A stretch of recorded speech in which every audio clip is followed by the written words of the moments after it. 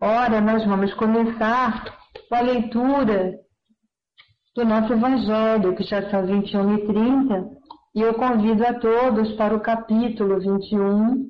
Haverá falsos cristos e falsos profetas, o item é o 3 que nós vamos ler, que diz assim: Tende cuidado para que ninguém vos engane, porque muitos virão em meu nome, dizendo, eu sou o Cristo, e enganarão muitas pessoas. E levantar-se-ão muitos falsos profetas, que enganarão a muitos. E porque a iniquidade se multiplicará, a caridade de muitos se arrefecerá. Mas aquele que perseverar até o fim, esse será salvo. Então, se alguém vos disser, o Cristo está aqui, ou está acolá, ou está lá, não acrediteis, porque se levantarão falsos cristos e falsos profetas, que farão grandes prodígios e coisas espantosas, capazes de seduzir, se isso fosse possível, até os próprios eleitos. Está escrito em Mateus, capítulo 24, versículos 4, 5, 11, 12, 13, 23, 24, e em Marcos, capítulo 13, itens 5, 6, 21 e 22. Agora, eu gostaria de desejar a você também, nesses dias, uma boa noite e convidar a todos para que possamos nos unirmos em pensamento, para que essas nossas vibrações cheguem até esse Pai de amor, nesse momento onde estamos agradecendo pela oportunidade do estudo, pela oportunidade do aprendizado, pela oportunidade da reflexão e também de estarmos aqui desejosos do bem-estar desses irmãos que estão vivenciando essas experiências tão difíceis, que são dos que partiram desta vida através do suicídio. Pedimos a Deus que abençoe a esses nossos irmãos queridos, que onde eles estiverem, recebam as nossas melhores vibrações, com a certeza de que Deus, esse Pai amoroso, jamais desamparará os seus filhos. Mas é necessário que eles reflitam, observem, aguardem com confiança, se alimentando da esperança da bondade de Deus, que tudo isso passará e que eles terão novas oportunidades e que tenham a consciência de que Maria de Nazaré estará amparando a todos eles, bondosamente, como sempre tem feito no decorrer das eras. Que a bondade e o amor desse Pai maior possa envolver a todos esses encarnados que aqui se encontram e, de igual forma, o que já se encontram na nossa pátria espiritual. Agradecemos ao Senhor Jesus, a esses bondosos tarefeiros, Canibachu, Teodoro Ivone Pereira, e esses amigos queridos que de forma tão especial nos assistem, nos dando essa oportunidade desse momento de estudo, a nossa bondosa Maria de Nazaré, mas sobretudo em nome de Deus.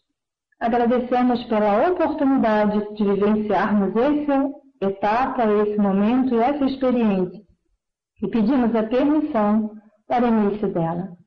Que seja de muita paz para todos nós, hoje e sempre. Graças a Deus, Senhor.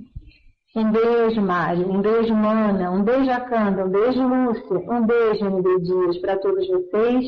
E boa aula para todos nós. Vou passar a Acanda para você. Fica com Deus, querida. Boa noite.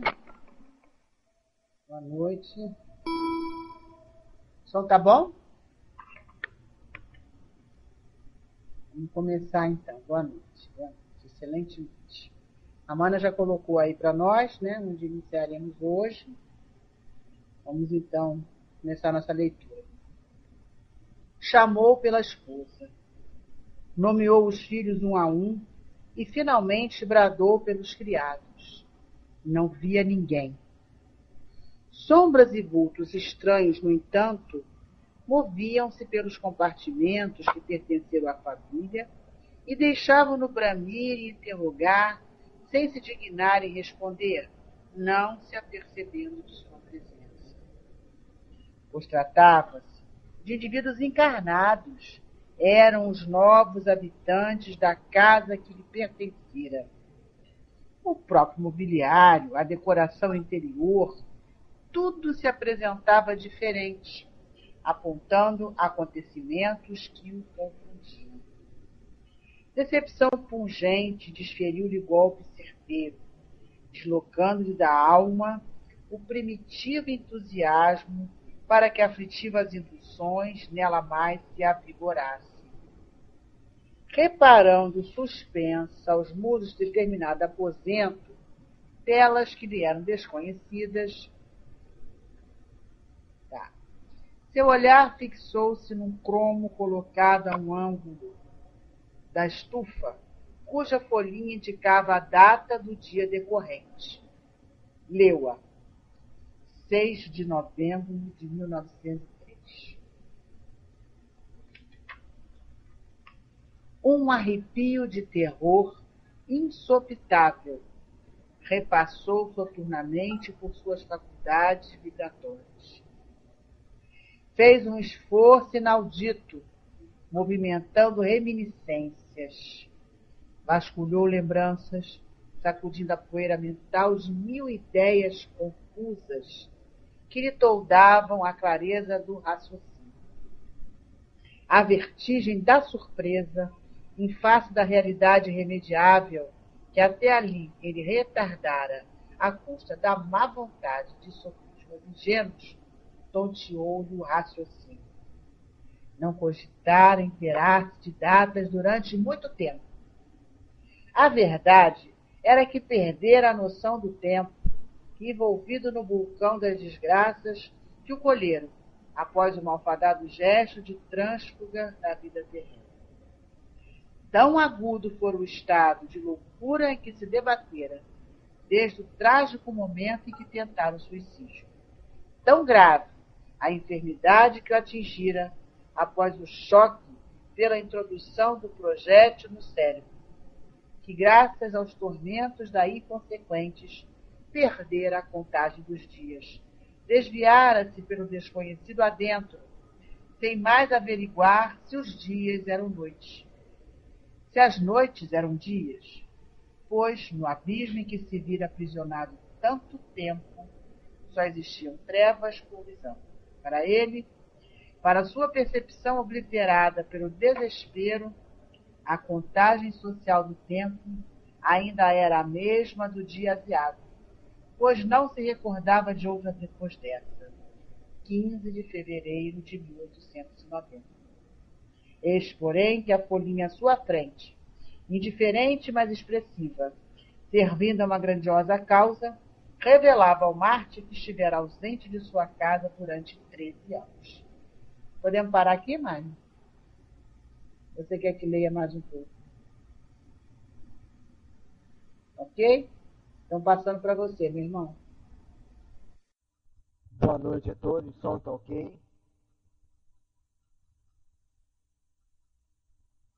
Nós estamos acompanhando Jerônimo,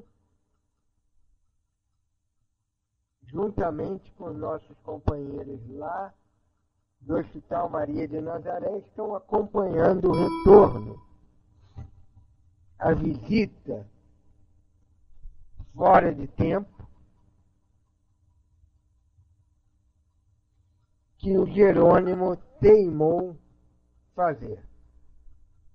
Correto? Então ele chega, a casa está vazia,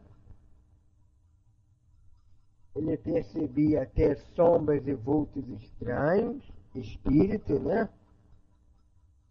Não percebe nenhum elemento familiar, a decoração, tudo mudou. Bem estranho, né? Causando uma estranheza nele. Já começou alguma coisa dentro dele a ficar alterada. Ele já começa, nesse momento, a perceber que alguma coisa vai dar errada com a escolha que ele fez. Então, é a primeira decepção dele. Não tem ninguém ali.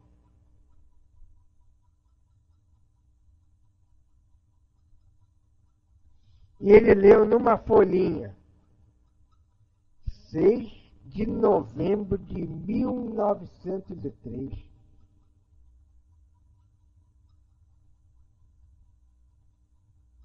E ele tenta, né, vasculhar na mente aquilo tudo. Como pode ser 3 de novembro? 6 de novembro de 1903, se o dia que ele se matou foi há 13 anos atrás, 15 de fevereiro.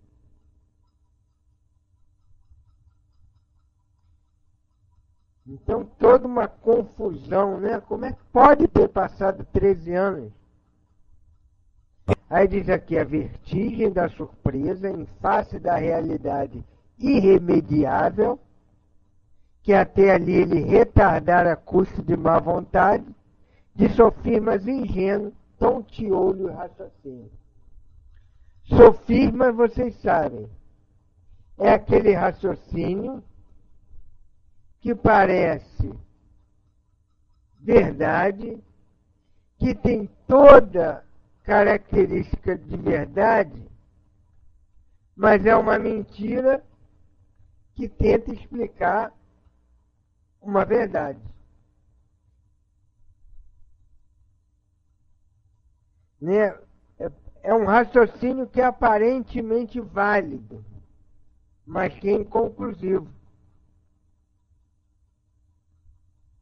Os gregos gostavam muito, né, de fazer sofisma, né? Existiam alguns professores até de sofisma, oradores.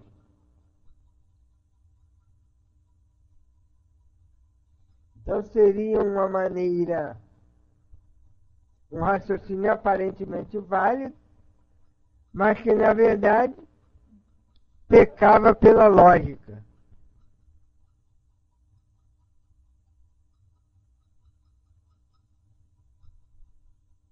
Entenderam isso? E ele, qual era o sofisma dele? De que não tinha se matado.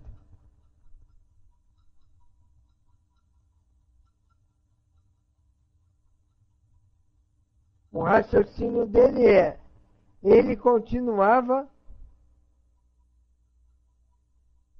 senhor de si, ele continuava o católico o apostólico romano,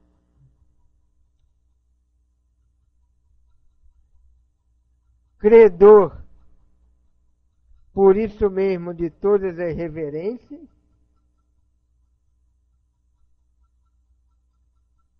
e se achava vivo. Se ele estava ali, se ele estava pensando, como é que aquilo era morte? Olha o sofisma aí. Olha o sofisma.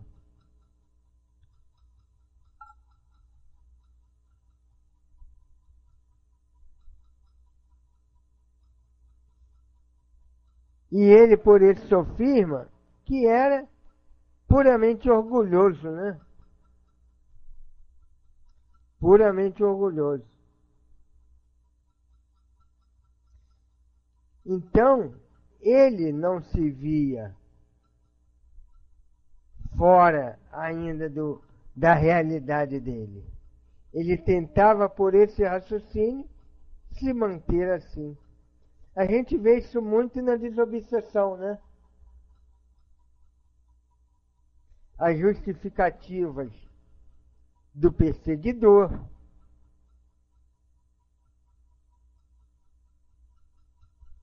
O perseguidor é sempre a vítima, esquecendo que ele agora está fazendo nova vítima.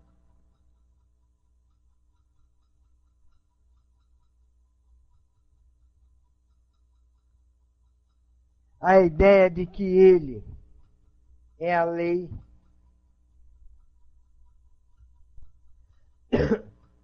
que se não existir ele, como é que o agressor será punido?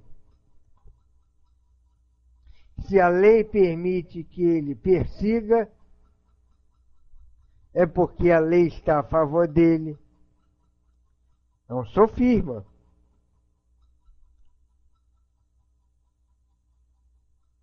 Mas, na verdade, ele perdeu foi a noção de tempo.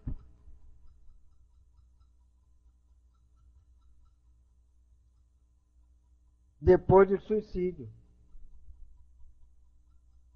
Porque o estado de loucura é grande. Se todo desencarnado já passa por um estado de perturbação, imagine o suicida. Imagine o suicida.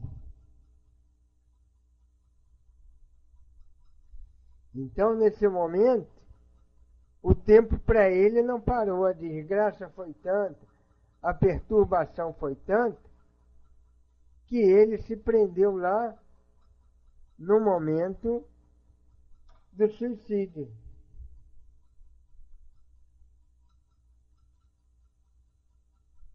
Aí ele diz, tão grave a enfermidade que o atingira após o suicídio, pela introdução do projetil no cérebro, que graças aos tormentos daí consequentes, perdera a contagem dos dias, desviara-se pelo desconhecido adentro, sem mais averiguar se os dias eram noite, se as noites eram dias. Pois no abismo em que se vira aprisionado tanto tempo, só existiam trevas por visão. Para ele, a sua percepção obliterada pelo desespero, a contagem social do tempo ainda era a mesma do dia aziago, pois não se recordava de outra coisa depois desse 15 de fevereiro de 1890. Parou no tempo. Como parar no tempo? Como é que pode a gente parar no tempo? Pela repetição. A repetição faz com que o teu cérebro não conte o tempo. É assim aqui também na Terra. É que a gente não se dá conta. É que o caso dele é um caso bastante pujante, né? No grau máximo, diremos assim. Porque no dia a dia é assim, gente. Depois que a nossa vida vira rotina, depois dos 20 e poucos anos, o tempo voa. Porque a gente faz sempre as mesmas coisas, toda semana. Aí o cérebro não vai guardar coisas repetidas. Só vai guardar o que for relevante. Nós não temos essa impressão? Como o ano voou? Ó, já estamos em março. Daqui a pouco já é Natal e a gente nem percebeu. Por quê? Por causa da repetição. Agora imagina você dando um tiro na cabeça, indo para o vale. Boa noite, sobrinha Rihanna. Chegou mais gente depois, né? Sol Brilhante, boa noite. ND Dias, Lúcia. Mano, eu já falei, a Canda também.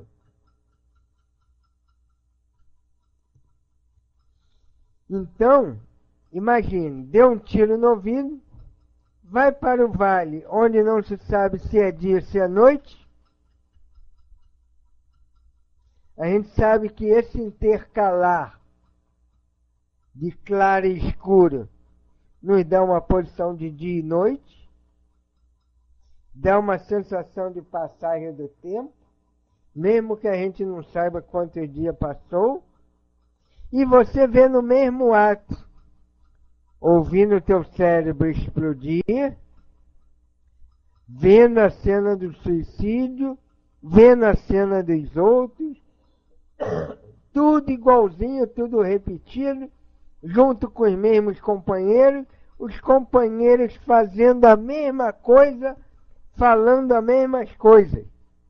Nós não lembramos lá da primeira noite no hospital, ou primeiro dia, em que o Camilo disse que sabia de cor salteado aquela história que o Belarmino contava?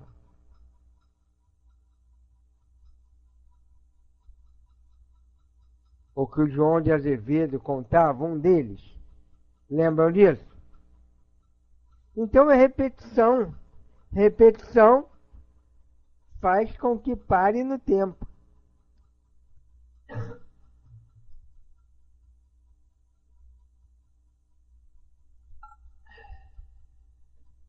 Então foi isso que aconteceu, gente. Essa cristalização não é que o tempo não passou. É porque foi tudo tão igual, que é mesmo que ser a mesma coisa todo dia. Você só vai lembrar daquilo que foi diferente. Né? Se a gente, por exemplo, dá um exemplo bem banal. Se a gente come todo dia arroz, feijão, bife, batata frita, arroz, feijão, bife, batata frita, arroz, você precisa lembrar que você comeu? Não, o cérebro já sabe. É repetição. Dá a impressão que os teus almoços e jantares nem passaram. Mas se um dia tiver camarão frito,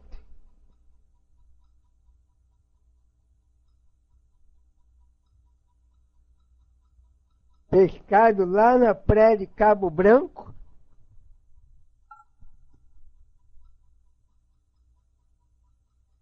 você já tem uma memória diferente. Então, para eles era repetição. Vocês lembram daquele livro da Dona Ivone, Dramas da Obsessão? Leonel e os Judeus?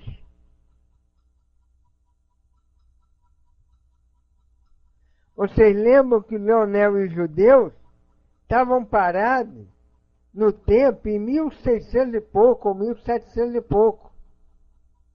Lembra quando eles andavam pela cidade? Na cabeça deles, eles não estavam vendo o mundo como agora. Mas era a impressão de que era o mundo daquela época. Por quê? Porque eles só pensavam no mal sofrido e na vingança que tinha que fazer. Então eles conseguiram congelar-se por 200 a 300 anos, gente.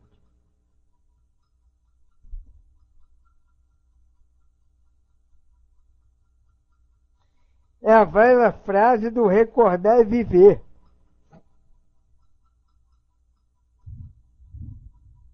Então não é uma coisa assim tão espantosa. A gente vê isso na desobsessão todo dia.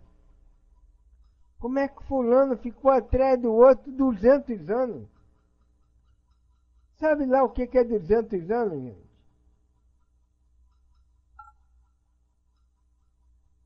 No mínimo 3 encarnações. 2 e um pouquinho, né? Contando a erraticidade.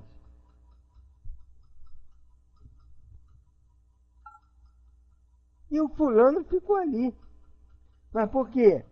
Porque ele parou na vingança. Para no tempo nesse sentido. As coisas são tão iguais, tudo que ele faz, que para no tempo. Nós, às vezes, paramos no tempo, né? Quantos de nós nos cristalizamos numa mágoa lá de trás.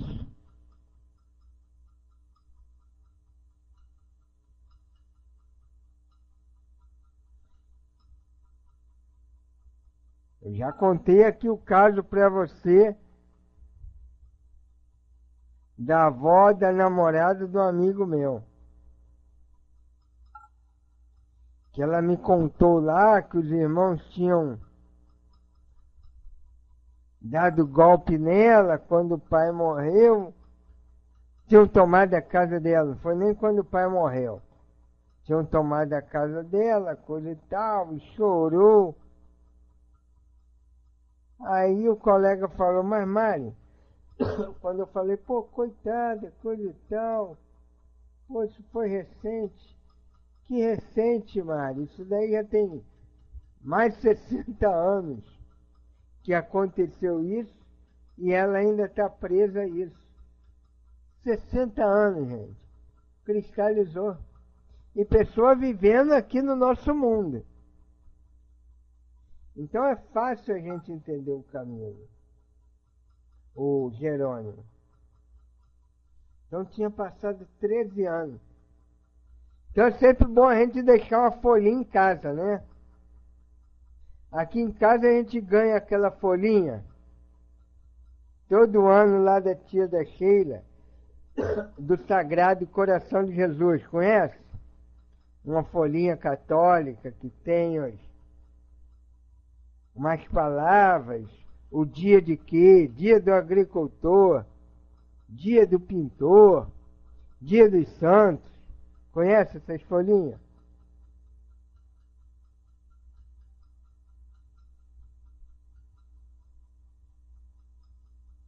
Então, nós temos, é bom a gente deixar, gente. Se a gente chegar em casa, olhar aquela folhinha, tiver uma data estranha, né, Lúcia?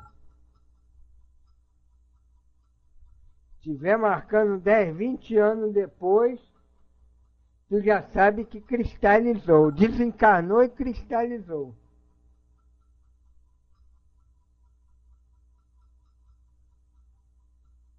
E se liga. Vamos falar mais um pouquinho? Lê mais um pouquinho aí, ô Akanda.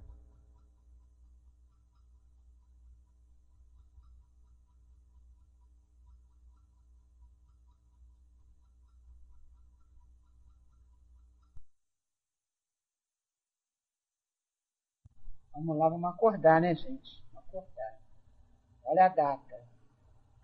6 de março. Atirou-se para a rua em correria, batido e apavorado, frente ao choque do pretérito, de encontro à realidade do presente, a mente conflagrada por inalienável desconforto. Indagaria dos vizinhos o paradeiro da família, que se mudara de certo em sua ausência. Os lanceiros, porém, à porta, cruzando as armas, formaram barreira intransponível, interceptando-lhe a fuga impensada e obrigando-o a refugiar-se no interior do carro. Aos protestos impressionantes do infeliz, inconformado com a prisão em que se reconhecia, acudiram curiosos e vagabundos do plano invisível. Espíritos ainda homiciados nas camadas depressoras da terra. Entre chacotas, apupos e gargalhadas, atormentavam-no com incriminações e censuras, ao passo que esclareciam o que acontecera àqueles a quem procuravam. Ramiro de Guzmán e seus auxiliares não interferiram, no sentido de evitarem a Jerônimo o dissabor de ouvi-los, uma vez que a visita decorria sob a responsabilidade deste, e que somente lhes haviam recomendado garantir o regresso à colônia dentro de poucas horas. Pretendes, então, esclarecer o paradeiro de tua muito amada família, ó miserável príncipe dos bons vinhos? Vociferavam os infelizes. Pois saibas tu que daí foram todos enxotados há muitos anos. Teus credores tomaram-lhes a casa e o pouco que para teus filhos andastes ocultando à última hora. Procura teu filho Albino na penitenciária de Lisboa. Tua Margaridinha nas sarjetas do Cais da Ribeira, vendendo peixes, fretes e amores a quem se dignar remunerá-la com mais prodigalidade, explorada pela própria mãe, tua esposa Zulmira, a quem habituaste a luxo exorbitante para as tuas posses, e cujo orgulho jamais pôde afazer-se ao trabalho digno e à pobreza. Tuas filhas Marieta e Arinda, a primeira está casada, sobrecarregada dos filhos enfermiços a bracejar na miséria, a sofrer fome, espancada por um marido ébrio e boçal. A segunda, criada de hotéis de quinta ordem, a lavar chão, a brunir panelas, a limpar botas de viajantes imundos. Ouves e te espantas? Tremes e te aterrorizas? Por quê? Que esperavas então que acontecesse? Não foi essa a herança que lhes deixaste com teu suicídio, canalha? E entraram enxovalhados, desventurados, com insultos e vitupérios com as vaias impiedosas, intentando atacar a viatura a fim de arrebatá-lo, no que foram impedidos pela guarda protetora. Passando para você, Mário. Você? Levanta a mão aí.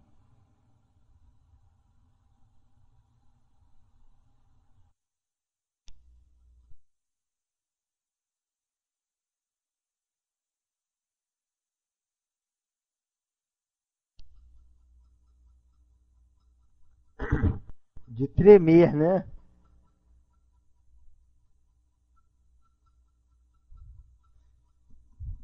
A gente vê o equilíbrio, né, dos socorredores.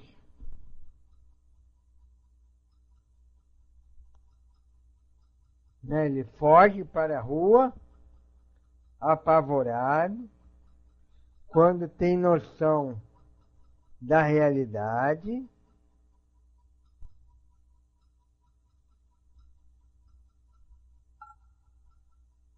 né, tenta ver se tinha algum vizinho.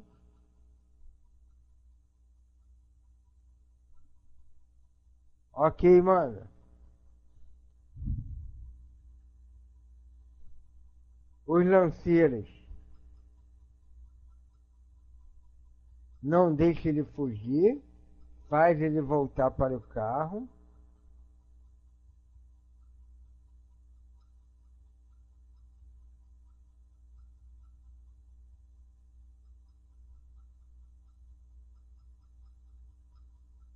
E ele depois começa a ouvir os curiosos e vagabundos do plano espiritual.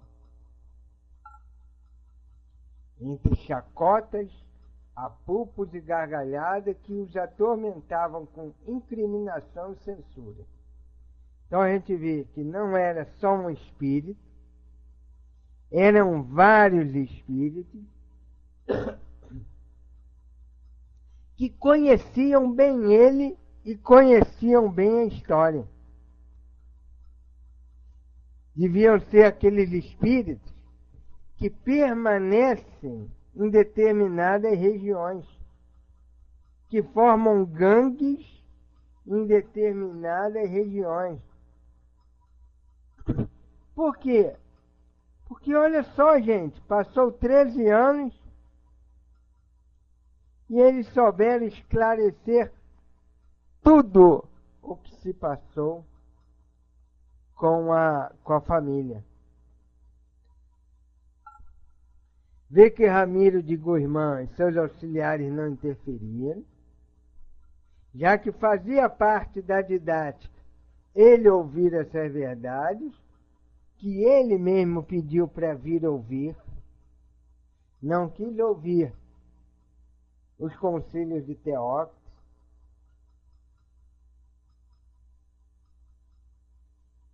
E o mal, o inferior, é sarcástico, né? Vai lá no nosso orgulho. Quem quer nos ofender, vai lá no nosso orgulho.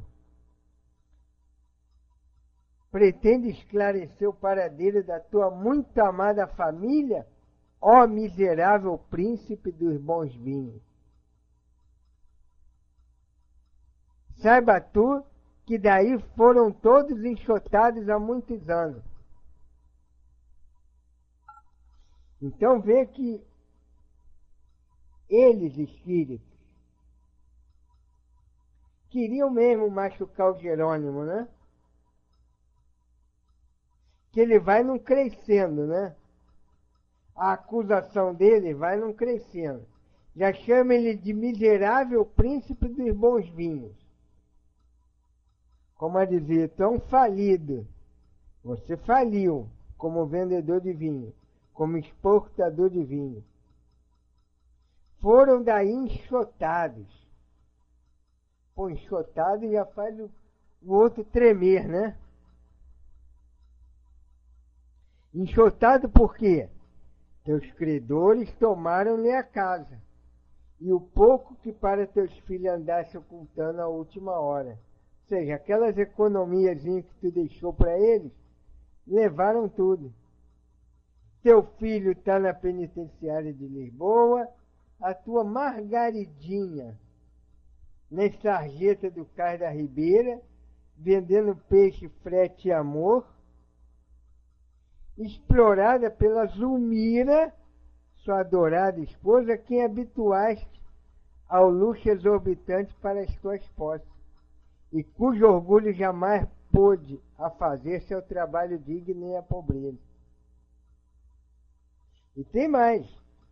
Tuas filhas Marieta e Arinda, a primeira está casada, cheia de filhos doentes, na miséria, sofrendo fome, e ainda apanha de um marido ébrio e boçal. Então, o Jerônimo já trazia um desequilíbrio, ouvindo tudo isso. E a segunda, a Arinda, criada de hotel de quinta categoria, a lavar o chão, a brunir panela, a limpar botas de viajante imundo. Ouves e te espanta e te aterroriza, por quê? Que esperava então que acontecesse?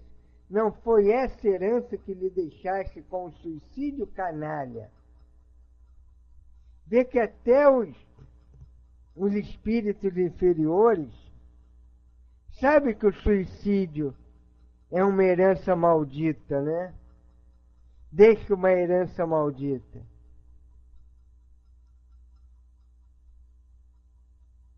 E eles não medem, né? As acusações. Entraram em enxovalhar o desventurado, com insultos e vitupério, quais vai impiedoso, tentando atacar a viatura a fim de arrebatá-lo no que for impedido pela guarda protetora. Eles botam o dedo na ferida.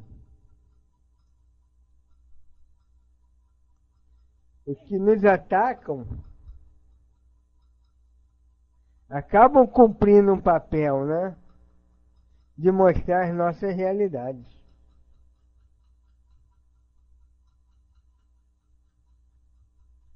Então são impiedosos muitas das vezes. Até eles, naquele momento, sabiam que o suicídio era errado. E lembrem-se que eram vagabundos do plano espiritual. Desocupados.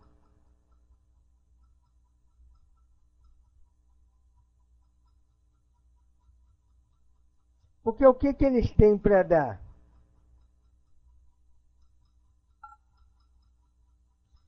Então, no erro, vão enxergar o que da gente?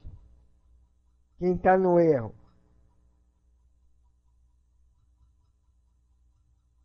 O erro, né, gente? A boca vai falar do que está cheio o coração. Conforme disse Jesus.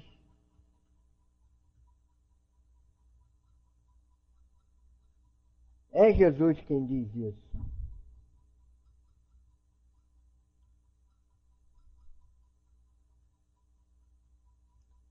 Então eles como que tentam até depois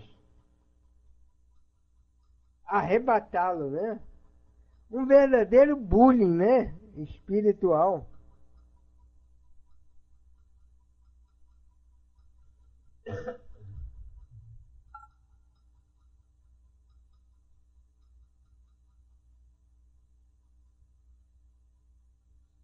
Vamos parando por aqui, gente.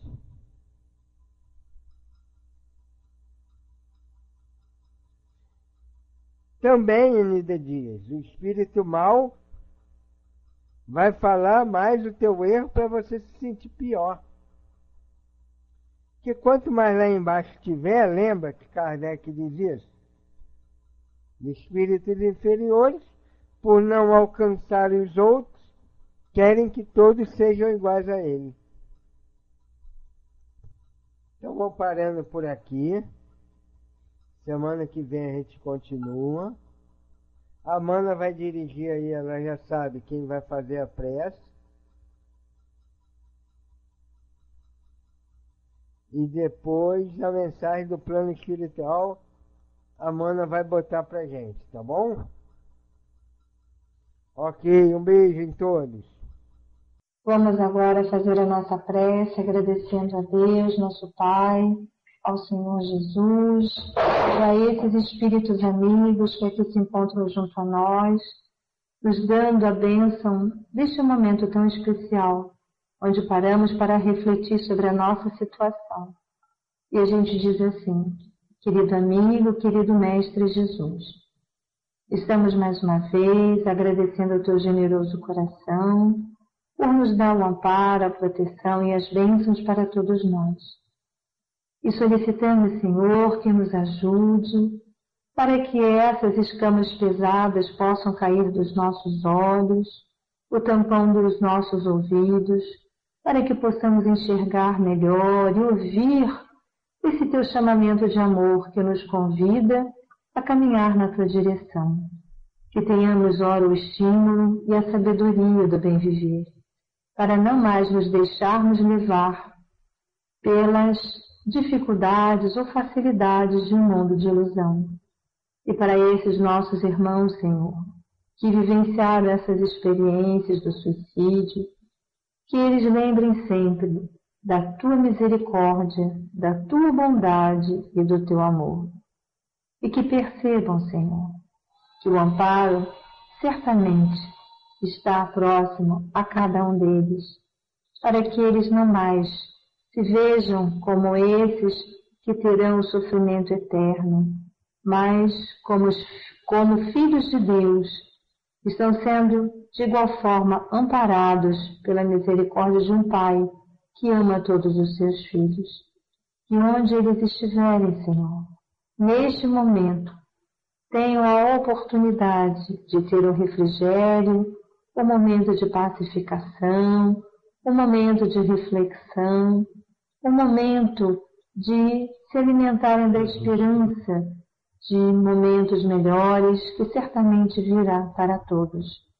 Que Deus abençoe a cada um deles, que Maria de Nazaré possa fortalecer a esses corações, secar essas lágrimas e mostrar para eles que a bondade de um Pai está sempre pronta para auxiliar os seus filhos, onde quer que eles se encontrem. E que todos recebam as nossas melhores vibrações e as nossas súplicas que fazemos a Deus, para que a misericórdia desse Pai ampare a todos. Pedimos, Senhor, que abençoe a esses que à distância nos ouvem, que se encontram na pátria espiritual, e a todos nós que aqui estamos, cada um com as suas dificuldades e necessidades, para que o socorro de igual forma chegue para todos nós. Agradecemos por tudo, pedimos a sua misericórdia, a sua proteção para todos e solicitamos neste momento a permissão para darmos por encerrado este momento tão especial para nós, que é o momento do estudo do livro Memórias do Suicídio. Que a bondade de Deus permaneça junto a todos nós hoje e sempre. Graças a Deus, Senhor, que assim seja, graças a Deus. Um beijo, meus queridos companheiros, para todos vocês. Vou passar, Mana, para você colocar a mensagem. Fiquem com Deus. Cristo nos abençoe a todos com a seu paz e seu coração generoso. Ao término das tarefas da noite de hoje, do dia também, lembremos-nos todos de Jesus e procuremos entender a mensagem de amor, libertação, ao mesmo tempo que de alegria que Ele nos trouxe. O mundo precisa desta mensagem cristã. O mundo precisa destruir antigos ídolos erigidos para cultuar a vaidade, o medo, a intolerância, a inquietação. Com o Evangelho do Senhor, iremos aprendendo a trazer o sentimento maior, que é o sentimento do amor, para as nossas vidas. E, cultivando o sentimento do amor, ainda que de forma incipiente, estaremos trazendo para o cotidiano o equilíbrio e a felicidade, a paz e a transformação do lugar onde estamos. Diz-nos que um dia todos tivemos oportunidade, disse que um dia todos tivemos oportunidades de pensar no bem e as perdemos. Mas, a cada dia, a doutrina espírita nos responde com nova oportunidade no convite que nos faz para a renovação das nossas atividades e atitudes mentais. Hoje, como sempre, a doutrina vem nos chamando, dizendo assim: começa cada dia com um objetivo novo. Começa a atividade do dia à luz da oração. Termina a tua atividade de cada dia sendo agradecida a Deus. Desempenha as tuas atividades durante o dia com o pensamento elevado e de paz. E se nós soubermos fazer isso, certamente conseguiremos implantar em nosso coração a mensagem do amor e da luz. Quando ouvimos falar de doutrina espírita, como ouvimos hoje com os conceitos de Kardec, só temos a dizer assim: a esses conceitos, juntemos o sentimento do amor e vivamos felizes, de mente liberta, pensamento livre e caminhando na direção do mais elevado. Graças a Deus, meus filhos. Que Jesus Cristo leve todos vocês de volta aos seus lares e que cada um tenha muita paz no coração. O abraço amigo do Herman, que sintetiza a presença dos vossos guias, anjos guardiães, junto a cada um de vocês. Muita paz.